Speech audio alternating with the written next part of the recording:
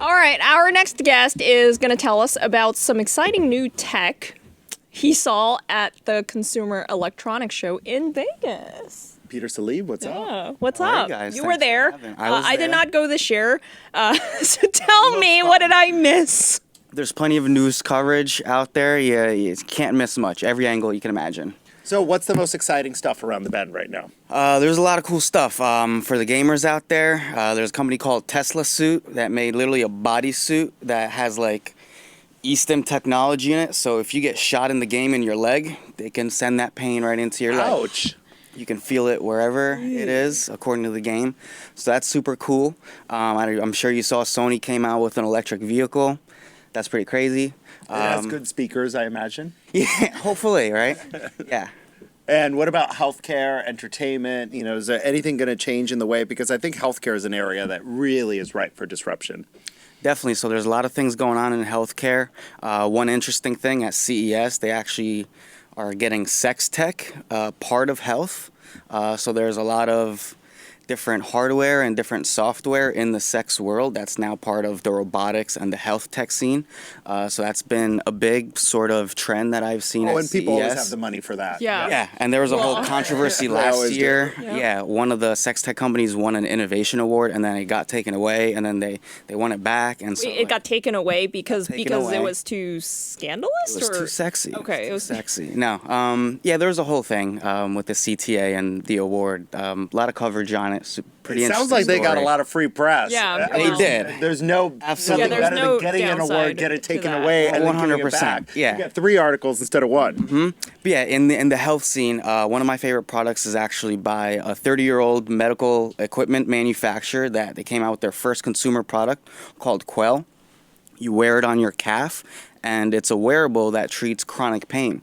So if you have pain in your neck, pain in your back, anywhere where the pain is, you wear this wearable on your calf, and it sends signals into your brain that helps you produce more of the natural pain-blocking chemicals produced by your body. That's a lot better than taking a pill. Yeah. Better than pills, better than, I know cannabis is very popular for pain relief. This is a non-drug, habit-forming type of treatment. Well, how do you spell it? Quell? Yep, Quell. I do have one, and I It does I help. love it. You got Yeah, one? yeah, Okay. definitely. Many years ago, I fell off a 30-foot cliff, broke my neck, broke like almost 15 bones in one shot. So I've been using this pretty And regularly. it's working pretty well. Works for me. How Yeah. long have you been using it? About a year now. Okay. That's great for people Yeah. who suffer from chronic pain, especially a lot of seniors and whatnot. Sure. Yeah. Yep. Great for seniors for sure. Absolutely. So tell us about smart cities, because our cities are kind of dumb right now. Yeah. Like when you're like, I was back in Florida last week, and the traffic light is red, and the other traffic light is green, and there's no cars Yeah. coming, and it's like our cities are dumb. You think when are they going to get they would smarter? figure it out Yeah. by then. Well, one thing that will help with that is definitely 5G. Everybody's talking about it. We're nowhere near actually seeing 5G on our phones or in everyday use. We will get there sooner than later.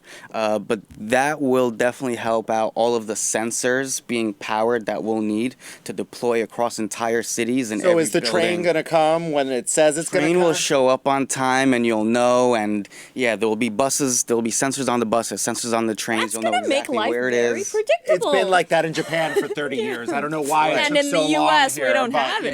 Yeah. We won't wait for we won't have to wait for any dictators to take power to make the trains run on time or anything like that. Yay, technology Yeah. is the Technology. solution Yeah, for instead sure. of state capitalism like some of our other friends overseas who have the coronavirus right now. Yeah. But so what is the future of smart cities then? Not just sensors, but like how about Yeah. trash and homelessness All of it. and all Absolutely. the problems. I mean, here in New York, I think people are unaware that it's starting to get worse again. As New Yorkers, we all know that. Like all these problems, traffic's getting worse, trash is getting worse, crime is getting worse. Everything is getting worse. Where can technology play a role in making our lives better? Sure. Well, in the grand scheme of things, once you allocate resources better, right? You're able to make better informed decisions in faster time, right? Real time.